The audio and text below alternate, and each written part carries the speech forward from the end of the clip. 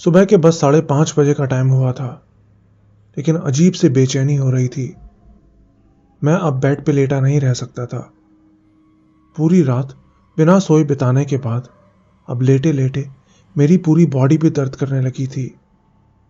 मैं बेड से उठा और किचन में जाके कांपते हाथों से कॉफी बनाने लगा। मैं बस अपने बेटे के उठने का वेट कर रहा था। मुझे उसे नींद से उठाना अच्छा नहीं लगता। आज तक मैंने उसे नींद से नहीं उठाया था, लेकिन आज एक एक पल बिताना मेरे लिए बहुत मुश्किल हो रहा था। मैंने जल्दी से कॉफी पी और सीधा ऊपर वाले फ्लोर पर अपने बेटे के रूम में चला गया। उसके कमरे का दरवाजा हमेशा की तरह खुला था। उसको ऐसे ही सोना अच्छा लगता था। वो कहता था कि अगर दरवाजा खुला रहेगा तो ऐसा लगेगा ही नहीं कि हम अलग अलग कमरों में सो रहे हैं। छोटी सी उम्र में वो कई बार बहुत समझदारी वाली बातें करता था। मैंने हल्का सा झुक के उसके कमरे के अंदर झांक के देखा। वो सोया हुआ था बेड पे अपने छोटे से टैडी के साथ। मैं कमरे के अंदर चला गया। पूरे कमरे में उसके टॉयज फैले हुए थे। हम बहुत बार उसको समझाते थे कि ऐसे चीजें मत फैलाया करो, लेकिन नहीं। मैं उसके बेड पे जाके उसके बगल में बैठ गया और उसके सॉफ्ट ब्राउन बालों में प्यार से हाथ फेरने लगा। हमने कभी नहीं सोचा था कि विशु के बाल ब्राउन कलर के होंगे, क्योंकि मेरे बाल ब्लैक हैं और मेरी वाइफ के बाल सुनहरे रंग के हैं। विशु अंगड़ाई लेता हुआ नींद से उठने लगा। गुड मॉर्निंग छोटे शैतान, मैंने प्यार से उससे कहा। डैडी आप? उसने आंखें मलते हुए मुझसे पूछा। नॉर्मली मेरी वाइफ ही रोज सुबह उसे नींद से उठाती थी, इसलिए शायद आज मुझे वहां देख के उसको थोड़ा अजीब लगा। मैंने कहा, सरप्राइज, आज मैं आपको लेने के लिए आया हूं। तो वो खुश होके मुझसे लिपट गया। मैं उसको लेके नीचे जाने लगा। तो आज आपके लिए ब्रेकफास्ट में क्या बनाया जाए? मैंने पूछा। तो वो एकदम से चुप हो गया। मैंने पूछा, क्या हुआ? वो बोला, कुछ नहीं, बस सोच रहा हूं आज क्या खाना है। मुझे उसकी बात सुन के हंसी आ गई। चीज सैंडविच, आज मुझे चीज सैंडविच खाना है, वो बोला। ओके बेटा, आज हम आपके लिए चीज सैंडविच बनाएंगे, लेकिन पहले आप जल्दी से फ्रेश हो जाओ। हम दोनों सीढ़ियों से नीचे उतर के आ ही रहे थे कि तभी उसकी नजर नीचे फ्रिज पे रखे उसके गिफ्ट पे पड़ी, जो मैं कल रात उसके लिए लेकर आया था। यह मेरा गिफ्ट है क्या? उसने खुशी से झूमते हुए पूछा। मैंने कहा, जी हां, यह आपके लिए ही है। मैं कल आपको छोड़ के चला गया था ना। थैंक यू सो मच पापा, वो खुशी से उछल रहा था। पापा, मम्मी ने आपको मेरी पेंटिंग दिखाई क्या, जो मैंने आपके लिए बनाई थी? उसने अचानक से बोला। उसकी बात सुन के एकदम से मेरे चेहरे की सारी खुशी गायब हो गई। दिल में फिर से वो अजीब सा डर आ गया। हाँ बेटा, मैंने वो पेंटिंग देखी, बहुत अच्छी ड्राइंग की है आपने। मैंने विशु के चेहरे की तरफ देखा। उसकी आंखों से हल्के हल्के आंसू निकल रहे थे। अचानक से उसका चेहरा बहुत डरा सहमा हुआ लगने लगा। मैंने उसकी आंख से टपकता आंसू पोंछा और वो ड्राइंग दिखाते हुए उससे प्यार से पूछा, इस ड्राइंग का क्या मतलब है बेटा? तो उसने अपने कांपते हाथ से ड्राइंग में बने लाल आंख वाले लड़के के ऊपर उंगली रख के कहा, ये पापा का दोस्त है। फिर उसने दूसरे लड़के के ऊपर उंगली रखी जिसकी चेस्ट पे रेड कलर था। ये पापा हैं। मैं हैरानी से दिल थामे उसको देख रहा था। आपने ये सब कहां देखा बेटा? मैंने फिर से उससे प्यार से पूछा, लेकिन वो ना में सिर हिलाने लगा। बताओ बेटा, आपने ये कहां देखा? मैंने फिर से पूछा। वो रोते हुए बोलने लगा, नहीं पापा, मैं आपको नहीं बता सकता, नहीं तो आपको कुछ हो जाएगा। उसके ये शब्द एक बार के लिए तो मुझे किसी पत्थर की तरह आके लगे। मैंने कहा, नहीं बेटा, पापा को कुछ नहीं होगा, मुझे बताओ ये सब आपने कहां देखा? वो अपनी छोटी छोटी आंखों से मेरे चेहरे की तरफ देखने लगा। उसकी आंखों में मासूमियत थी। प्रॉमिस पापा, आपको कुछ नहीं होगा ना? मैंने कहा, यस बेटा, आई प्रॉमिस। मेरे शब्द खोखले थे, मैं जानता था, लेकिन एक बच्चे को बहलाने के लिए मुझे ये बोलना ही था। विशु ने फिर से उस ड्राइंग की तरफ हाथ करके लाल आंख वाले लड़के के ऊपर उंगली रख के कहा, पापा के दोस्त ने मुझे ये सब बताया। क्या? किसने? इस लाल आंख वाले लड़के ने? मैंने हैरानी से उससे पूछा।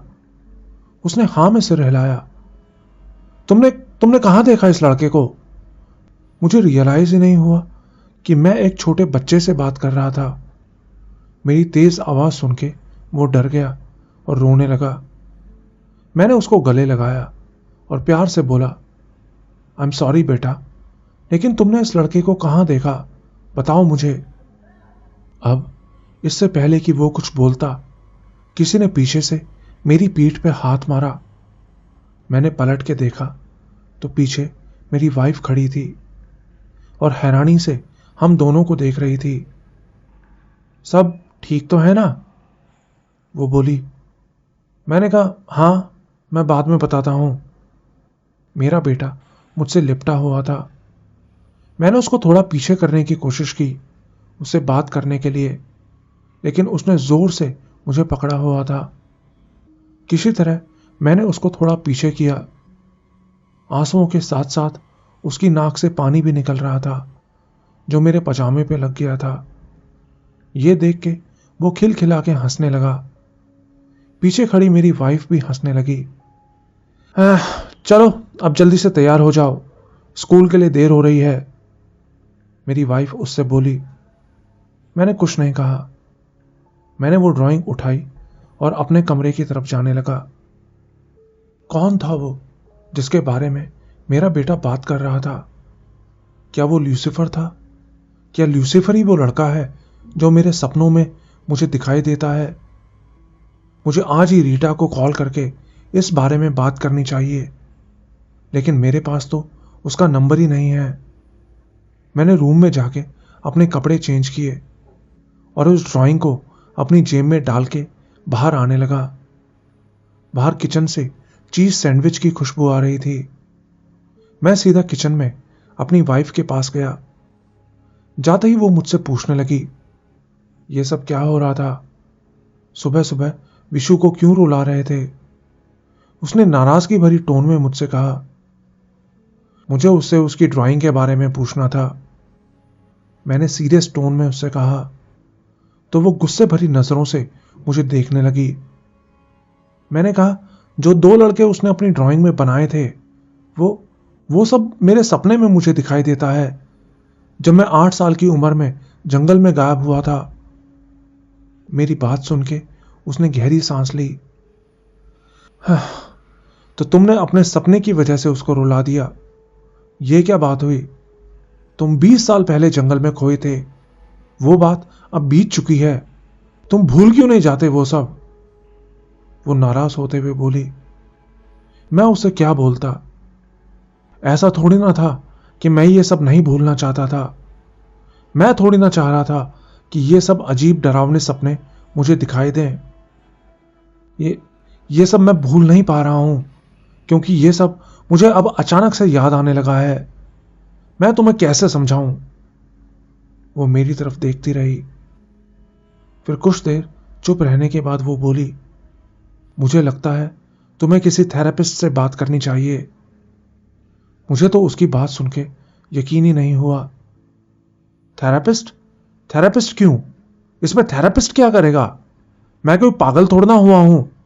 थेरेपिस्ट कैसे बताएगा कि उस घर के अंदर वो इतनी सारी लाशें कहां से आई थी? मैंने चिल्लाते हुए उससे कहा। तो वो भी ऊंची आवाज में चिल्लाती हुई बोलने लगी, इसीलिए तुमको थेरेपिस्ट की जरूरत है, क्योंकि ये सब बीत जाने के बाद भी तुम उन्हीं सब चीजों में वापस घुसे जा रहे हो। मैंने गहरी सांस ली। रहने दो, तुम नहीं समझोगी, मैं किसी तरह अपनी स्ट्रेस को कंट्रोल करते हुए बोला। पूरी रात मैं वैसे ही सोया नहीं था। ऊपर से सुबह सुबह मैं अपनी वाइफ से झगड़ा नहीं करना चाहता था। स्ट्रेस कम करने के लिए अब मुझे सिगरेट पीने की जरूरत थी, लेकिन मैं सालों पहले सिगरेट पीना छोड़ चुका था।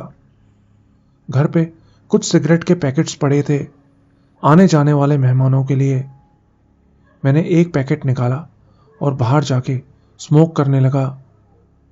पहला कश लगाते ही मुझे बहुत हल्का महसूस होने लगा, लेकिन इतने सालों बाद सिगरेट पीते हुए मुझे खांसी होने लगी। आंखों के आगे अंधेरा छाने लगा और तभी मुझे फिर से विजन्स आने लगी। मैं जंगल के अंदर था। क्रिश, क्रिश, कोई दूर से मुझे आवाज दे रहा था, लेकिन वो आवाज बहुत अजीब सी थी, डिस्टॉर्टेड लग रही थी, जैसे कोई ग्लिच हो। वहां खड़ा मैं खांसे जा रहा था। तभी मैंने कोई हाथ अपने कंधे पे आता महसूस किया। वो हाथ मेरे मुंह को कवर कर रहा था, जैसे कि मेरी आवाज को बाहर निकलने से रोक रहा हो। लेकिन मुझे बहुत तेज खांसी हो रही थी। ऐसा लग रहा था जैसे मेरा पूरा पेट फट के बाहर निकल रहा हो। मैंने अपने हाथों की तरफ देखा तो मेरे दोनों हाथ खून से सने थे और मेरे बगल में खड़ा था वही लड़का, लाल आंखों वाला लड़का। उसकी आंखों में डेस्परेशन थी, मेरी जान बचाने की डेस्परेशन। चुप रहो, उसने धीरे से मेरे कान में बोला। मैं भूल ही गया था कि कोई हमारे पीछे पड़ा हुआ है। मैं जानता था यह सिर्फ एक विजन है, लेकिन फिर भी वो दर्द इतना रियल लग रहा था, असहनीय दर्द, जैसे कोई एक ही जगह पर मुझे बार बार चाकू से गोदे जा रहा हो। मुझे चारों तरफ से भारी भारी कदमों के चलने की आवाज आ रही थी। मैं सोच रहा था कि यह कौन है जो मेरे पीछे पड़ा है और क्यों। क्या ये वही है जो मेरी दादी का रूप लेके मुझे जंगल में लेकर गया था। मेरी छाती बहुत भारी हो रही थी, जैसे मेरे ऊपर कोई बहुत भारी पत्थर रख दिया हो। हम दोनों जैसे घंटों तक वैसे ही दुबके रहे, झाड़ियों में एक दूसरे को पकड़े हुए, और आखिर में वो कदमों की आवाज वहां से दूर जाने लगी। मेरा दर्द बढ़ता ही जा रहा था। वो कदमों की आवाजें बिल्कुल बंद हो जाने के बाद मेरी जान बचाने वाले उस लड़के ने अपना हाथ मेरे मुंह से हटा दिया, लेकिन उसके हाथ हटाते ही मेरे मुंह से एक तेज खून की उल्टी हुई। उल्टी करते ही मैं पीछे की तरफ गिर गया। मुझे ऐसे गिरा देख वो मेरे पास आया और मेरी बॉडी को चेक करने लगा। तुम्हारे टांके खुल गए हैं, उसने अपनी शर्ट उतारते हुए मुझसे बोला। थोड़ा सा ऊपर उठो, उसने मुझसे कहा। फिर उसने मुझे उठाया और मेरे जख्म पे अपनी शर्ट बांध के उसको दबाने की कोशिश करने लगा। मेरे लिए तो यह समझना ही मुश्किल हो रहा था कि मेरी ही उम्र का यह लड़का इतना सब कैसे जानता था। लेकिन इतने असहनीय दर्द के बावजूद मेरा माइंड बिल्कुल क्लियर था। मैं सब कुछ ठीक से सोच समझ पा रहा था। इतने सारे सवाल थे, लेकिन मेरे होंठ खुल नहीं रहे थे, जैसे कि ऊपर वाला नहीं चाहता था कि मैं अभी अपना मुंह खोलूं, कोई बात करूं। फिर वो लड़का खड़ा हुआ और अपनी जेब में कुछ ढूंढने लगा। उसने अपनी जेब से एक छोटा सा प्लास्टिक बैग निकाला, जिसके अंदर कुछ गोलियां रखी थीं। उसने एक गोली निकाली और मुझे दे दी। बोला, इसको निगल जाओ, इससे तुम्हारा दर्द कम हो जाएगा। पता नहीं कैसी गोली थी, शायद कोई पेन किलर थी, लेकिन जो भी थी बहुत असरदार थी, क्योंकि उसको लेते ही मेरी छाती में उठता वो भयंकर दर्द एकदम से कम होने लगा और 1 मिनट बाद ही मैं अब आसानी से सांस ले पा रहा था। ना सिर्फ सांस, बल्कि अब मैं बात करने के लिए अपना मुंह भी खोल पा रहा था। ये कौन सी जादुई गोली है? मैंने उससे पूछा। वो मेरी तरफ देख रहा था।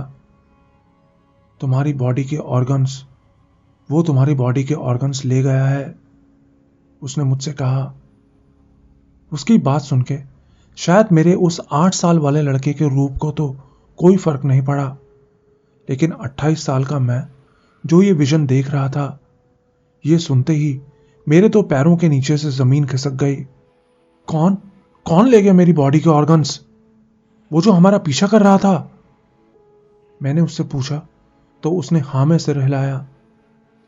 वो मेरे कौन से ऑर्गन्स लेकर गया है? मैंने फिर से उससे पूछा तो वो सोचने लगा, जैसे कि वो सोच रहा हो कि मुझे ये बताए या नहीं। उसने नहीं बताया। चलो, मैं तुमको किसी सेफ जगह लेकर चलता हूं, उसने हाथ आगे बढ़ाते हुए मुझसे बोला। मुझे इस लड़के के साथ बहुत अच्छा फील हो रहा था, लेकिन उसकी लाल आंखें मुझे डरा रही थी। मैंने पहले कभी किसी लाल आंख वाले इंसान को नहीं देखा था। हम दोनों चुपचाप जंगल से चलते हुए जाने लगे। हर एक छोटी से छोटी आवाज से हमारे कान खड़े हो जाते थे। बस दबी आवाज में थोड़ी बहुत बातों के अलावा हम ज्यादा बात भी नहीं कर रहे थे। तुम्हारा क्या नाम है? कुछ देर बाद उस लड़के ने धीरे से मुझसे पूछा। क्रिश, मेरा नाम क्रिश है। तुम्हारा नाम क्या है? मैंने पूछा। आयरिस, उसने पीछे मेरी तरफ देख के जवाब दिया। हम दोनों चुपचाप जंगल से चलते हुए जा रहे थे। चारों तरफ सन्नाटा था और घुप अंधेरा था। फिर कुछ देर चलने के बाद वो एकदम से रुक गया। हम पहुंच गए हैं, वो बोला। फिर उसने मेरा हाथ पकड़ के मुझे खींचा और अपने साथ खड़ा किया, और हमारे सामने थी सीढ़ियां, बहुत बड़ी सी सीढ़ियां जो दिखने में पत्थर या ईंटों से बनी लग रही थी, बिल्कुल नई। उसने मेरा हाथ जोर से पकड़ लिया। सब के सब, वो बोला। क्या? मैंने पूछा। वो उन सब को ले गया, आयरिस ने जवाब दिया। फिर वो मुझे उन सीढ़ियों के पास ले जाने लगा, लेकिन आगे बढ़ते हुए मेरी नजरें धुंधली होने लगीं। मेरी आंखों में तेज दर्द होने लगा। मैं किसी तरह आंखें मसलते हुए सामने देखने की कोशिश करने लगा। सामने सूरज की रोशनी थी। दिन निकल चुका था और मैं अपने घर के सामने खड़ा था। हाथ में पकड़ी मेरी सिगरेट पूरी जल चुकी थी। मेरे सिर में दर्द नहीं था, लेकिन अजीब से चक्कर आ रहे थे। मेरी पुरानी मेमोरीज धीरे धीरे वापस आ रही थी। लेकिन आज जो कुछ मैंने देखा, ये सब क्या था? ऐसा तो मैंने कभी सोचा ही नहीं था। मैंने अपने बेटे की वो ड्राइंग अपनी जीन्स की पीछे वाली जेब से निकाली, लेकिन उसको देखते ही मेरी तो जैसे दिल की धड़कन ही रुक गई। वो ड्राइंग चेंज हो चुकी थी। अब उस ड्राइंग में 2 लड़के थे, एक दूसरे का हाथ पकड़ के खड़े हुए, और उनके सामने थी सीढ़ियां। लेकिन ऐसा कैसे हो सकता है? ये ड्राइंग अपने आप कैसे चेंज हो सकती है?